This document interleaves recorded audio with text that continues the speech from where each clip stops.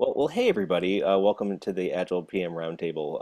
For those of you who have been here before, know that we usually have a sort of a format, a spiel to this. We do lean coffee. We do some introductions and stuff. We thought we'd do something different this time. Brian and I have been soliciting ideas from you, the attendees, for what the roundtable is going to be, what it's going to be, what we're going to focus on. And there have been a couple of ones about retrospectives, and we thought, well, what's an interesting way to, what would be a new and novel way to talk about retrospectives? Been something that's part of the Agile community and the Agile lexicon for a long, long time. And what we thought, what we would like to have is a sort of a conversation where we can refresh our retrospective game, and we thought we could all bring our experiences retrospecting with certain activities, certain techniques, either things that you used before, maybe things that you're curious about, um, things you'd like to try, or maybe things that you've tried that haven't worked that you want to share with our group, with our community. And so then I think unlike what we usually do with like lean coffee, since there's enough people on the call for a good conversation, but not so many that we have to have something structured, we can just have an open discussion about again retrospectives, what's worked well for us. Maybe the retrospective on retrospectives, maybe not. Some of our favorite techniques for retrospecting. So, Brian, anything else you want to say in preamble before we just open it up for discussion? Not really. I'll just, add that, there are a lot of techniques out there. There's a lot of literature, there's a lot of books, disclaimer, we're big fans of Diane Larson, Esther Derby. And their second version of their book just came out last year, so hint, hint. Yep, yep. If you haven't had a chance to pick it up, please do. Um, but it's the Scrum Guide provides a lot of relatively good definitions for events like retrospectives. But the challenges are always around how do you actually implement these, and what makes them effective? How do you make them effective? So there's a lot of ideas on how to implement them, and we just wanted to really kind of get together and talk through what have people seen? What are the things that have worked? What have not worked? Are there certain aspects of a team that you look for and modify your retrospective to fit the team? Just get some ideas about what people are doing and what really works for or has really worked for folks in the past. Yeah, I'm glad that you mentioned the what the Scrum Guide has to say about the retrospective because it's not a lot, but maybe it shouldn't be. This is the guide, right? Yeah. So I think there's this is a good place to sort of understand what it can be, but yeah, what is it in real life? I think Brian and I came prepared with a couple of things to start out with, but I wanted to ask anybody else if there's something that you'd like to start us out with. I'm having some interesting experiences with retrospectives, um, strong desire for after action reviews, and a directive from senior leadership not to deal with feelings um, on the team or in retros. And that's something new and different. And also to cut the length for a month-long sprint to 30 minutes for a retro. Hmm. And of course, there's guidance in the guide about how many minutes per week should do. And so we're down to an hour and a half, and it's a strict what went well, what didn't go well, what are we going to change.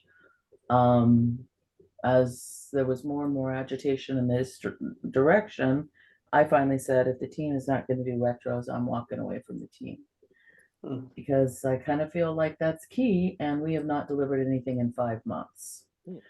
So, um, are you guys seeing any trends out there with regard to just really drifting away from retros? I'm constantly in each group in the environment that I'm working with, the feedback is retros are a time waster. Hmm.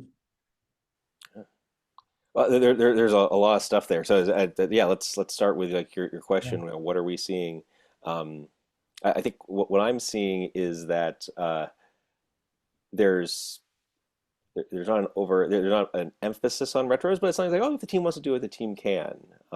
And so then yes, it's there, but it seems like more of a checkbox, and it's something that it still tends to happen on the team. I think and as we talked about in the forum in the past, using retrospectives higher at different levels in the organization can help too. But yeah, I mean, if you're, any organization that doesn't have a pattern of retrospective or even just inspect and adapt at the top probably won't value it very much at the bottom. Yeah. It's really difficult to make the case that the one thing they want to avoid is the one thing that they need when they're very shy of dealing with feelings, and feelings are the problem. Yeah, it So, sounds like a bigger issue, cultural issue with the organization. Yes, and yeah, lack of skill and will on the part of leadership to do anything about it. Yeah. is there, what do you think would happen if you had a discussion with leadership, not about feelings, but about behavior? Would that work? Would a terminology change? Oh, I Um, really think that would be more dangerous.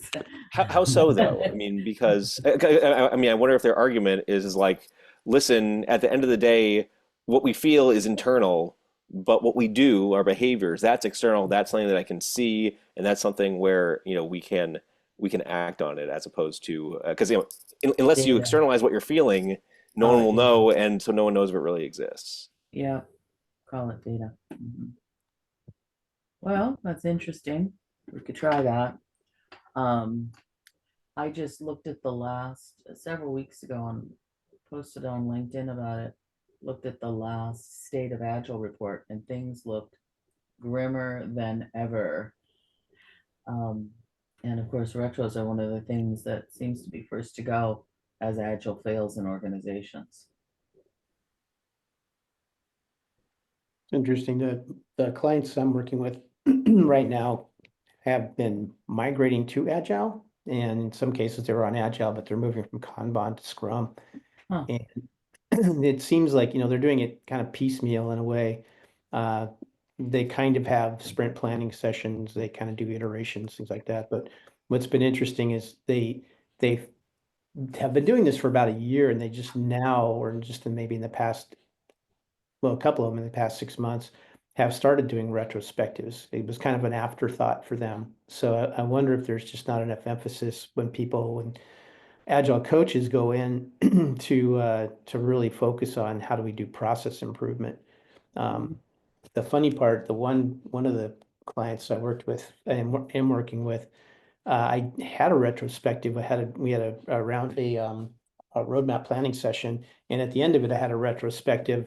And what was funny was since then they've had three more large planning sessions with all the vendors, and each one has had a retrospective after. So I guess I set the precedent and they liked it, so they're continuing with it. But it was interesting that it was kind of an afterthought when they implemented Agile. It's like maybe we should do this retrospective thing and kind of improve each time. So Mhm. what have other people been seeing? People are discounting retrospectives, or are they still a valued part of the Agile process?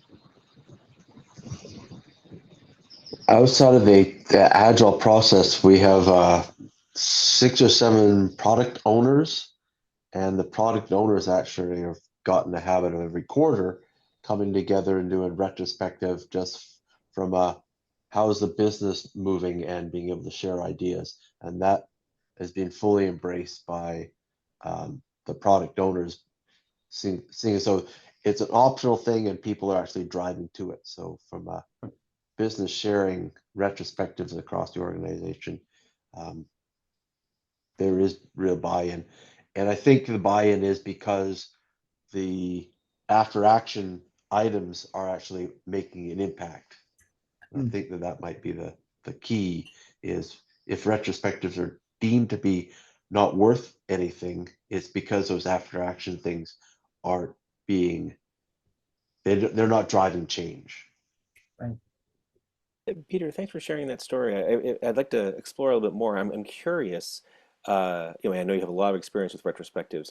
From your standpoint, how have the retrospectives for the with the product owners focusing more on the business? How does that differ, and how's it same and different to team-focused retrospectives? Are there particular techniques that are used at the organization one that are more fit to purpose? Is there a different tone? Can you tell us more about how that works in practice? Yeah, we've really tried to highlight what are the impediments on your team, and then the discussion that comes out of that, we are sharing across teams to share learnings across the organization. So that I think that's the big win. I like that. It's interesting because I think in some respects the product owners, because they have like the closest stake in the outcome of the team. Of course, the team does itself, but there's something about I'm sure the position and the responsibility that the product owner has and feels that yeah they might be more encouraged or more interested in um, incremental improvement of the team than say someone very far away from the team or even someone on the team where all they look at it and say, well, it's just more change for me. I don't want more change right That's a really interesting point. Our product owner is the one who's really wanting to hold on to retrospectives, but it clear at the director level, it's coming down. Don't waste time on retrospectives on the IT side. And she's losing the battle. But somehow I think that's a really interesting point that Peter has made. That the product owner has the stake and actually help drive retrospectives. Is the format or is the approach to a retrospective different when the product owner is the one facilitating or pushing, or is it kind of just the same similar format that you would see just if a team did it? Are you seeing any difference, Peter? Yeah, we've tried a couple of different approaches, and some have been fantastic failures. So that's a learning in terms of what's going well, what that type of thing has been a real failure. But what's impeding your team was a success. So again, with most approaches, you try something, and if it doesn't work, well, that's a good learning. You try something else. So we again just trying to vary the approaches to make sure we're soliciting input has worked out well. Curious, what didn't work? Um, the last one didn't work out well. I don't know if I can describe it. The kitty one where what is impeding the teams, but worked out well. I'd have to pull that up. Let me see if I now? Yeah, if you could can find it, find that'd be it. great. Yeah. So the product owner driven retrospective focuses on impediments rather than improvements. That's what it sounded like. It sounded like what are the barriers that are preventing us from delivering? Uh, Mm. When we get through that, I've got an example of a large diverse group that did retrospectives for about 8 years ago. That was similar, but the problem was the learning was that the team was, I mean, they had upwards of 30 people from the first one. So it was too diverse because it represented marketing, Yeah. sales, development, product owners. I mean, just this whole cadre of people. So that was too diverse for us. So what we ended up doing, or what I ended up doing was um, putting them into separate teams. For the first time, segmenting them by discipline, and then having them come back and read out kind of what they had learned. And then the second time we had what I call more of a cross team where you had representatives kind of from each area and do retrospective so they could kind of see the differences and what each group was seeing, and then came back together. There were smaller breakout sessions and come back together and present. And that actually worked pretty well. But having that many people in a room with that many diverse approaches or diverse perspectives was just a failure. How many people were involved in that? Upwards of 30. It was around 30. Oh, that's kind of It was crossing. large. Yeah. It was really large. Because that was reminding me of some retrospectives I would facilitate. Yeah, probably Yeah. 7 years ago with like 15 people in the room, 5 people remote, that kind of thing. And but I mean, but they were org wide, or rather, they were cross functional. and it actually came out of they were called root cause and countermeasure exercises, RCCM. This was we were part of a manufacturing organization at the time. They had a lot of lean, and so then this was a lean tool that they had. And despite the rather clinical sounding name, it worked out pretty well. And we were able to have some good discussions about the business impacts. And I think if yes, there was. And so, for instance, we had a couple of like key customer losses, right? And so, okay, we would then convene an RCCM to understand, hey, what were the contributing causes? And we did like a five whys. And I think the thing that I appreciate is that this was like a 2 or 3 hour affair, and something that I would spend a couple of hours preparing for, not only just for myself, but also lining up stakeholders. But really, the impact overall was good. Oh yeah, Peter, this is yeah, okay. You've got a cat picture here. Let me see if I can share this on screen so the recording gets That's it. hilarious. Excited cat, proud cat, Do content, that. content cat, grumpy cat, jealous cat, terrified cat. Yeah, let me just. And why did that fail other than maybe people weren't cat fans? It really didn't solicit actionable items. Interesting. But people put themselves in these boxes, or what was the attachment? The team issues went into those boxes. Okay. Yeah, I could see that. It seems like it's kind of I don't know if you could map the two together very easily. I'm not seeing the boxes. Oh, Here, it's yeah, let still me up. get it on screen here.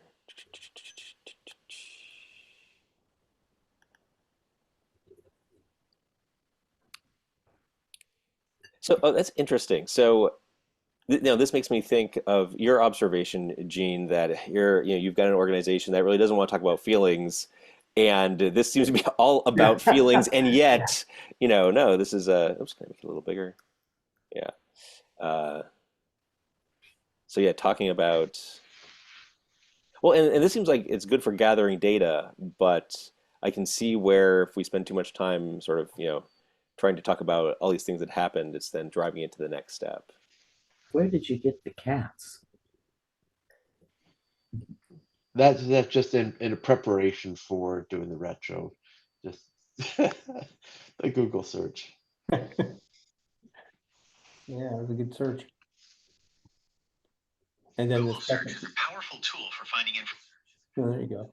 And then your second one is with the genie in the Oh bottle. yeah. I get that one up too. Was that also a abject failure, or did that work No, out? that was the genie was really successful. Oh, okay. And what And made it successful? Again, it drove out some things that we were doing poorly, and as a result, we got some things that we could change Hmm. across the organization. And obviously, we got buy-in from senior management to try different things, and yeah, it worked out well. and in these cases, Peter, was the PO actually facilitating the retro? This was a retro of POs. Mhm. So we have the POs get together and surface issues that they're seeing from their teams.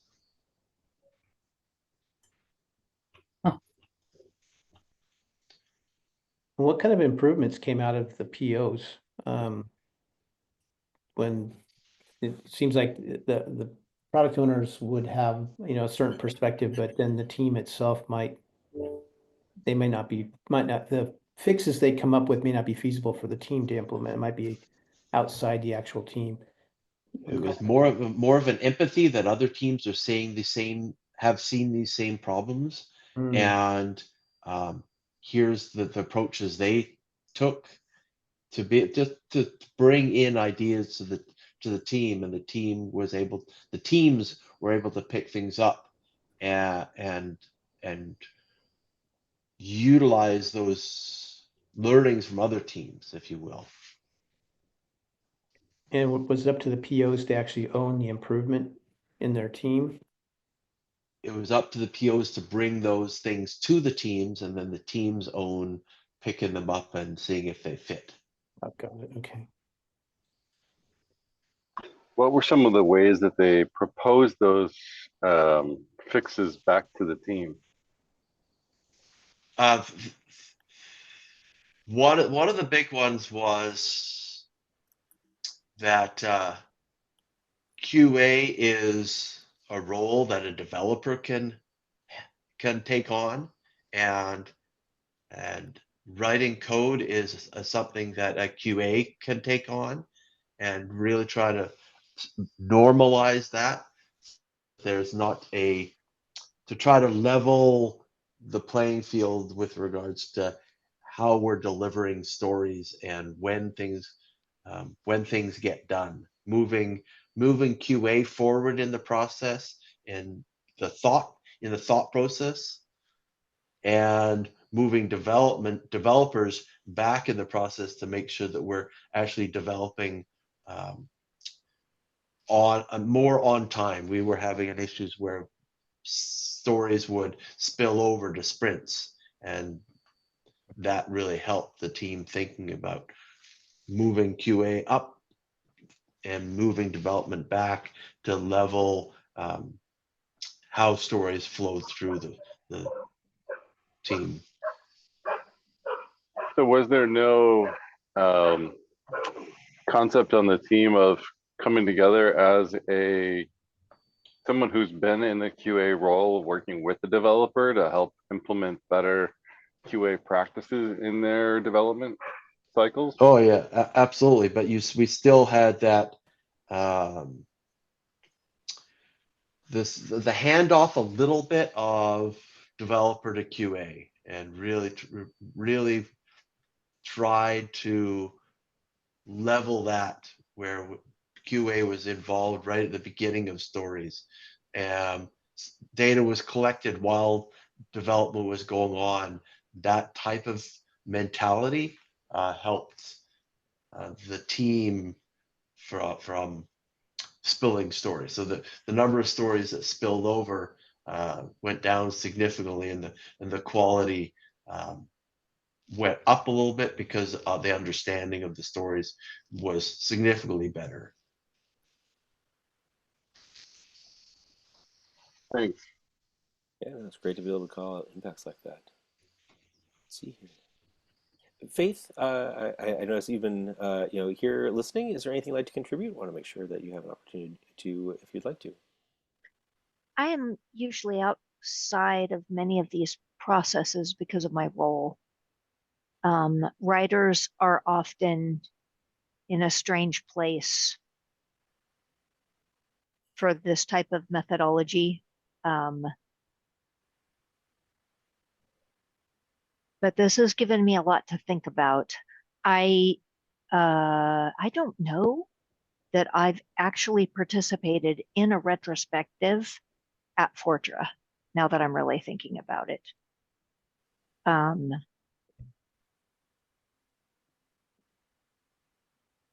It's interesting though,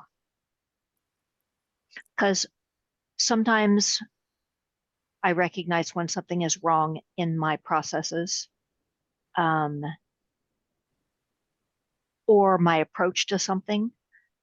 But if other people see something that I don't, that could be super helpful information to have. But because we're all spread out supporting different products and working for different teams, we meet together, but it's basically I'm working on this now and I'm working on this next. This is done. Like that's it. So just with my weird placement, I'm not sure how I fit into this. I would think you'd just be a team member, Faith. Yeah.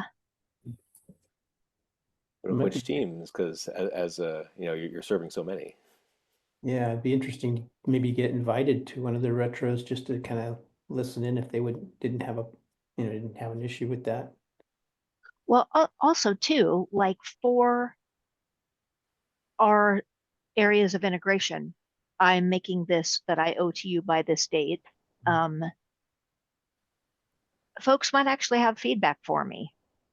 Like this work that didn't, and I can see how emotions would get caught up in this whole thing because like if you feel like you really screwed something up horribly, there's some shame involved there. Like I might feel like I failed. Um, but regardless, I'm always interested in doing better. Anything I can do to improve or fix a thing, like I will weep and get past the grief and then move on to resolving the situation. Um, yeah, maybe I should do that periodically. Just ask for permission to maybe quarterly attend a retrospective and get feedback from folks. Or even provide feedback to them. Like maybe there's pieces of your process that could work better for you if you were provided certain information at a certain point in time, or anything like that. Or maybe have one person that's your main liaison. I mean, there's all sorts of ways to kind of slice and dice this in terms of what's impacting your your ability to deliver as well. And I'm sure, I mean, most teams would be, I would say that most teams, many teams would probably really help.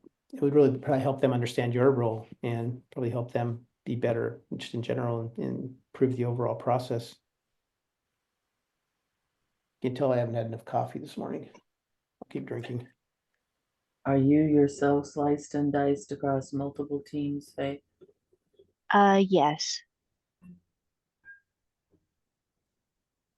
How many? Well, my primary team is my tripwire product lines.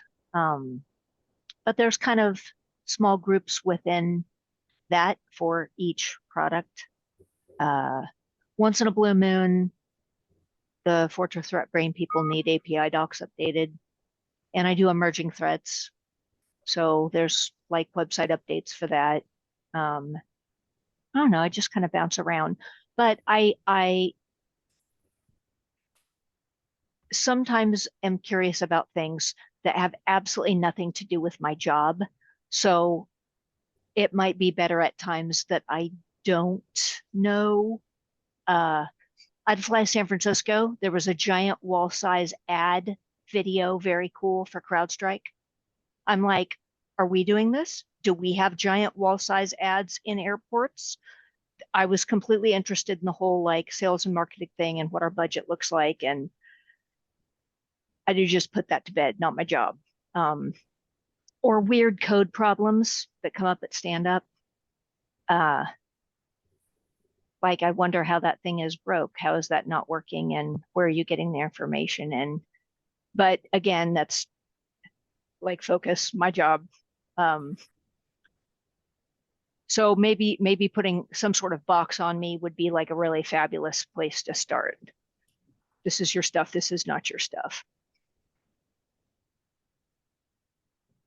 Neil, you posted something in the chat talking about one of your favorite prompting questions for a retro. Would you like to speak to that? Yeah, I often find that the challenge is getting people to focus on what we're there for. And this is a question that I've used to help people think through that and really come to a focus of why are we here today? What are we trying to achieve in this retrospective meeting? I'm going to put it here on the slide so that people who see the recording can see it. So yeah, how can we work together to improve now so our next project is demonstrably better? Yeah, what's been your experience with this? Like, when has this served you well, and has there been a time, or is there a time where you wouldn't want to use this for a prompting question?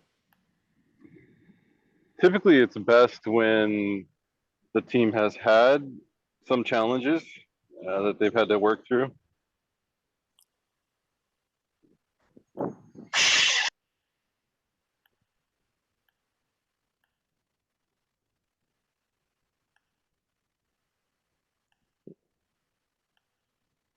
Neil just went on mute, which might have been intentional. I like this question. Yeah, sorry. All right. I didn't hear any sirens, so I hope everything's okay. Just catching a bug. Good, good, good. One of the places where it doesn't work so well is where the team is not open to thinking about what are we doing well, what are we not doing well, where they really just want to go along to get along.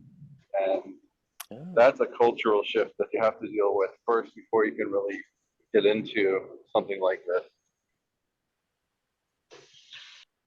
Yeah, that brings up a whole aspect of how to make it safe for people to want to contribute. You know, back to Faith's earlier kind of implication of some may you know, it can be very emotional and intimidating if you feel like maybe someone did something or you did something that maybe, you know, tanked a sprint or an iteration. It's kind of how do you take a step back and just look at it from a, you know, more of an objective perspective. This happened. Doesn't matter who did it, but this happened. How do you make it safe for people to get to that place? One of the things that came out of using this was the need to work more cross-functionally across departments and teams than just staying focused on what our team is doing.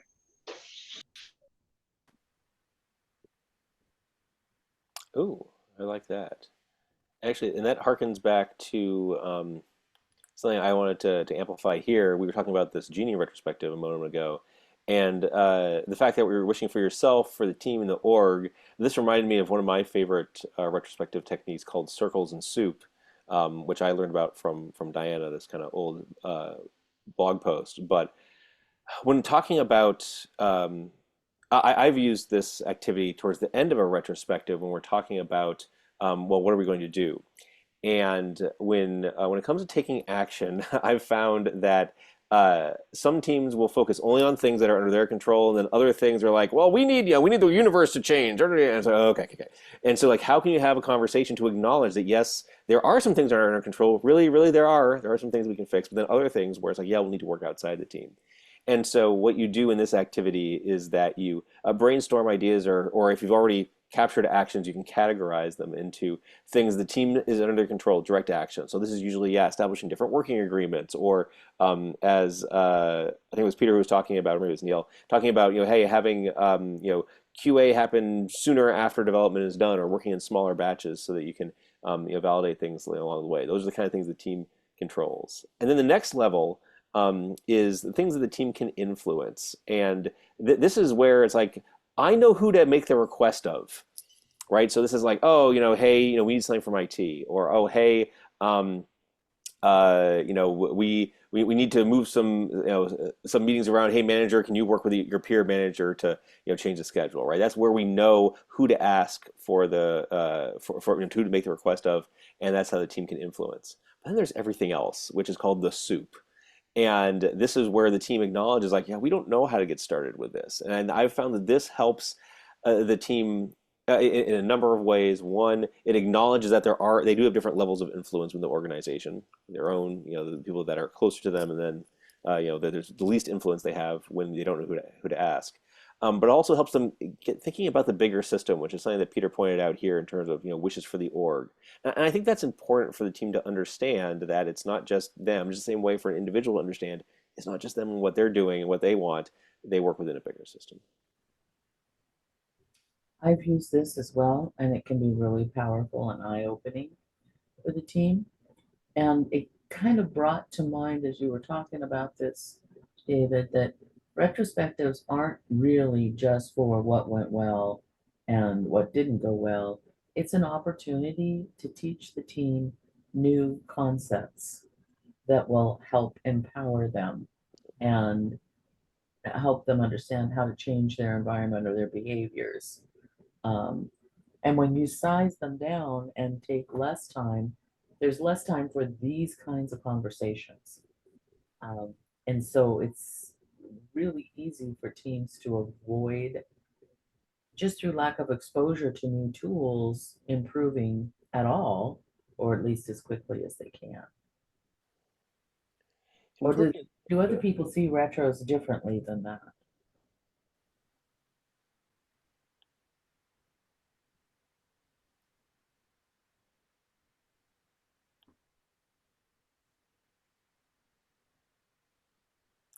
I know that I've used, sort of thinking back on it, I was, subtly, times less subtly at other times, trying to teach or coach the team about, yeah, working within a bigger system. As the agility leader, as the scrum master, I often, as part of resolving impediments or just, making connections across the organization. Yeah, I can do that for myself, but then bringing it back to the team to help them understand has had, good amplifying effects in terms of helping people understand, what roles that are unfamiliar to them are, whether it's my role, whether it's like a manager that I'm working with, or it's like, hey, I talked to this director, and this is the things that they're on their minds.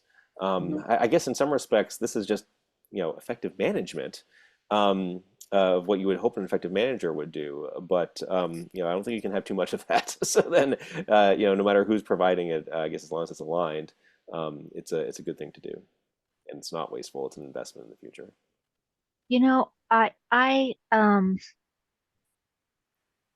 I think the coach thing is like so important. Coach slash manager slash therapist. Um, I actually, okay. I'm concerned about the therapist. We can get back to that one though. well, like the way I am built as a human being, I like to be helpful. I like to be accommodating. I like to be flexible. Like there are things that I feel like are just attributes of me, and it is not easy for me to ask for things from other people at work. I don't want to inconvenience people. I feel like it's my job to accommodate everybody else. And David pointed out at one point that there is like one of me and many developers and QA people. And that one sentence like changed my life. Um, it was like, oh, that is math and that makes sense. And it gave me permission to not operate the way I had been operating. Like I was able to reach out and ask for things that I needed to be more effective at work. Um, so like from that perspective, just dealing with your personalities and habits, things, just the way people are, that role can help make the retrospective work when you've got somebody in a coaching position. I think one of the other ways that I look at that is having someone who's objective and is looking to help the team improve or change the way they're working to be more successful. Sometimes it's useful to have somebody who's not part of the team and not so close to the work and the way it's done, that's willing to step in and ask those questions and facilitate the team through that conversation. I think there's also a positive aspect of like, I don't know, a coach, manager, therapist who can look at individuals on the team and kind of understand people from each individual standpoint and kind of understand what they need, what individuals need in order to be more successful as part of the team. I think a lot of times we get caught up in well, let's get the team together, create a safe environment without thinking about some people tend to be more type A and some people tend to be more introverted. Um, and how do you balance those different dynamics out on your team in order to get the most, make it effective for everybody and help bring everybody up, not just the team as a whole, but the team as a whole will get better if individuals get better. So that's something that I've been struggling with a little bit on some of the teams I work with. And really, with that, it's teaching the team about that so they do it for themselves rather than the coach, manager, therapist acting like a puppet master above the team and making adjustments without informing the team about and having conversations like one-on-one rather than having conversations with the team as a unit. Maybe we use the therapist term because it's become so familiar in our culture. But what we're really asking for is an informed leader and mentor there, I think.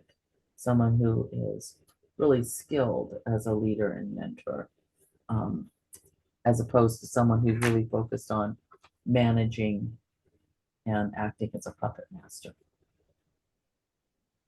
The workplace is the greatest force for forming us as individuals these days, and it has been through most of our lives. Um, and the lack of leadership we see in organizations has certainly affected our society, and there's so much written about that already.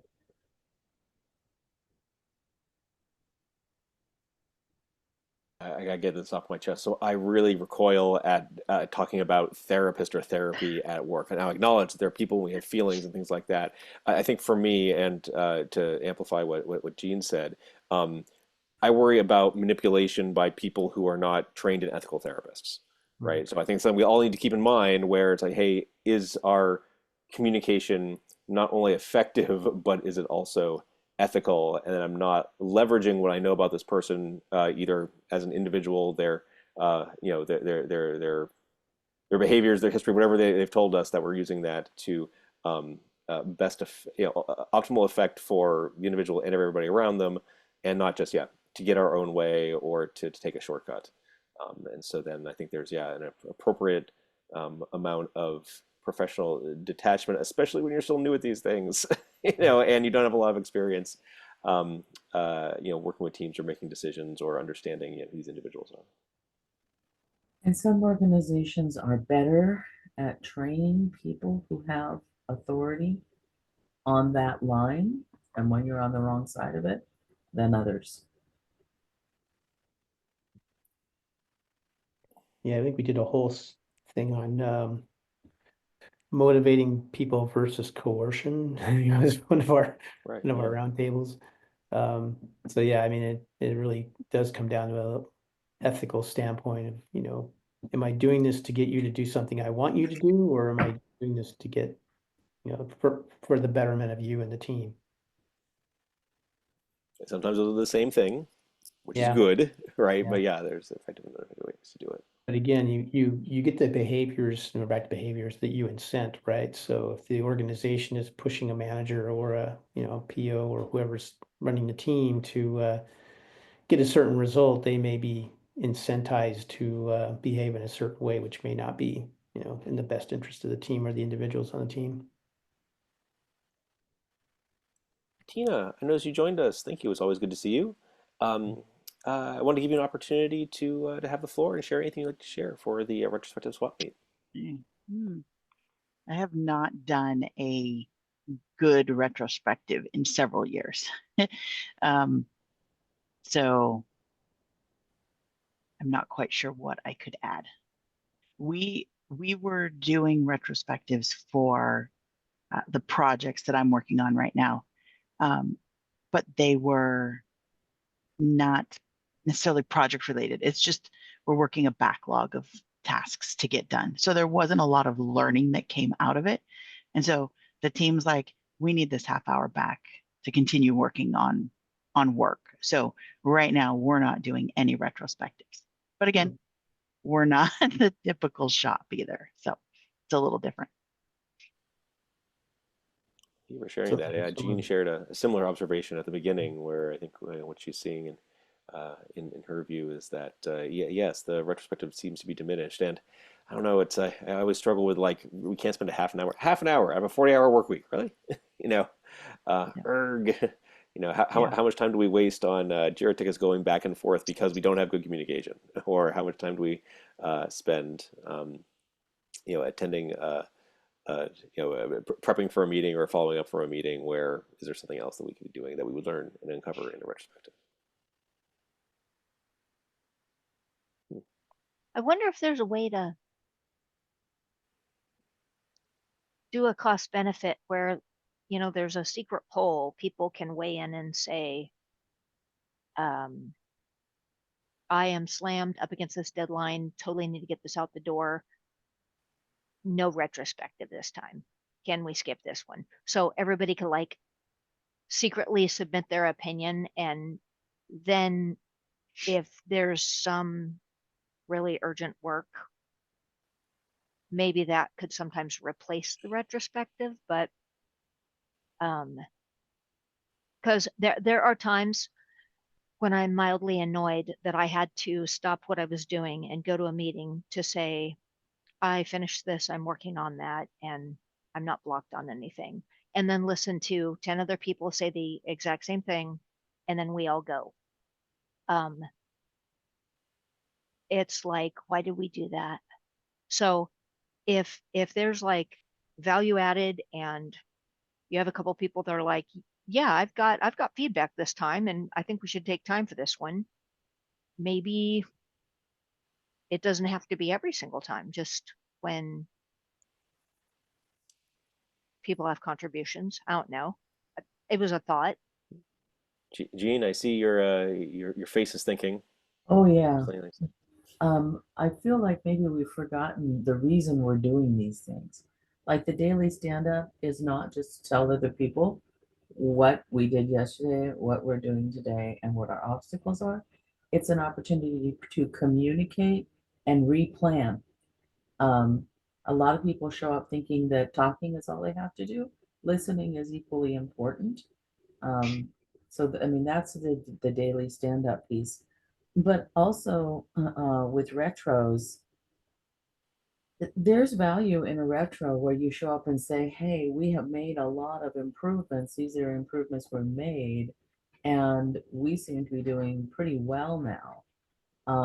What you often find coming out of those is there's somebody who's noticed something that could be improved. Um, in the example of I'm too busy to go to a retrospective, that would seem to indicate that the principle of sustainable pace is being violated, at least for you. And is there a pattern of this? And is it happening with anyone else? If we're too busy to do retros, are we taking on too much? And is that affecting our quality? So maybe we have learned how to do these meetings, walk through them, but forgotten why we're doing them.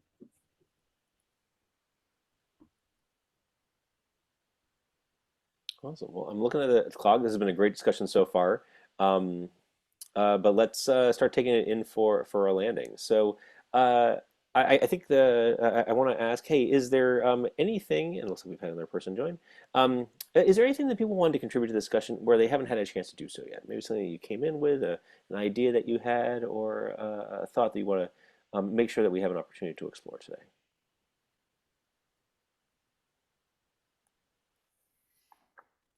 I think one thing that occurred to me that we really haven't talked about too much is the ownership of improvement. You know, coming out of retrospective, usually you come out with one or more items in for improvement and an owner.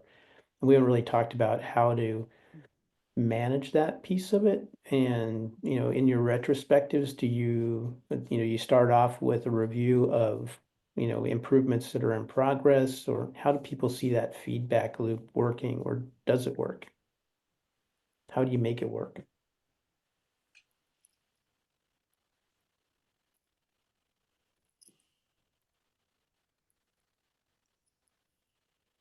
Something we've started with this one team I'm working with is every Wednesday we look at our commitments from our retrospective and determine whether we're actually living up to those. And we also look at whether we're aligning with our process improvement or just our process commitments. A weird thing that's happened in this organization is a deputy director has come in and decided everyone will do Scrum, and right down to she structured the columns on the board and the durations of the meetings. And Scrum just is not the right answer for everything. There's there needs to be an opportunity to speak up about that. And we're still searching for that opportunity. But at least on Wednesdays, right after stand up, we say, this is what we said we were going to do in the retro. Are we doing it? Like, are we seeing improvements? Because I've been on teams where, people are assigned, these two are going off to look at the branching and merging process for our code base. And then kind of comes back to did it actually work? Is it improving or did it not improve? Mhm. Didn't hear a lot of talk about really the spirit of the retrospective is improvement. So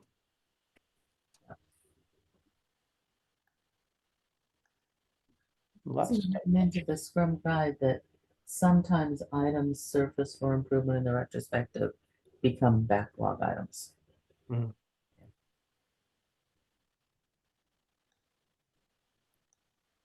see we have the sailboat retrospective Yeah, up. Neil mentioned this in chat from Miro. Neil, do you want to speak briefly about your experience with Sailboat? Uh, it's one of my favorites just because I'm a sailor and I can relate to a lot of the different pieces to it and use the metaphors effectively. I think that's one of the things that I find is useful is utilizing something that the team can relate to and the metaphors can be shared well, so that it's not always just about what did we do well, what did we learn, what should we be learning from it. It's about thinking in different ways and utilizing other things to think about that way of thinking. Like the rocks are the challenges that we face. The island is the goal of where we're trying to get to, the project objective that we're trying to accomplish. The boat is the team getting there. The wind is pushing us along, and the anchor is dragging us down.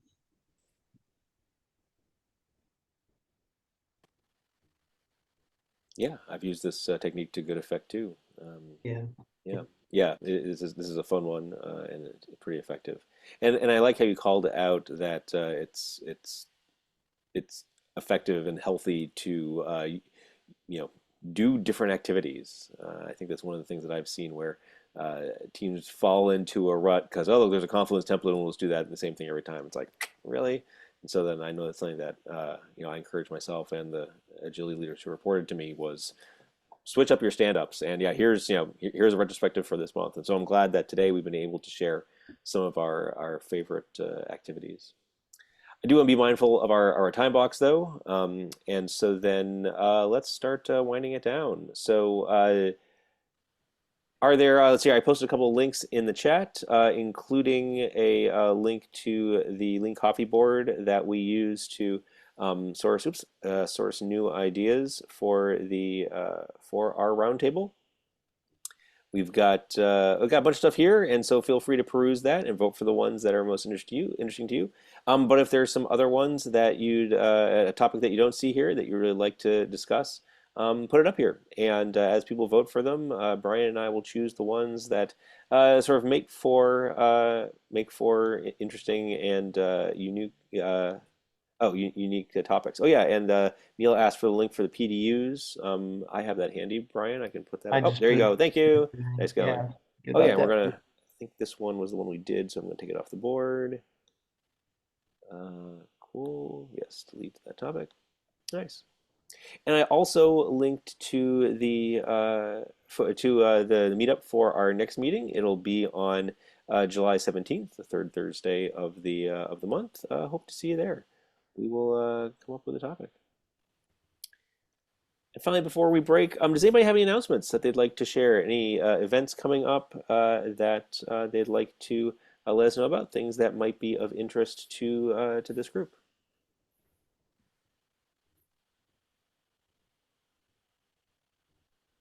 Just check the Agile PDX site. There's a lot of other things going on Agile PDX, so I encourage people to join some of the other activities that are going on.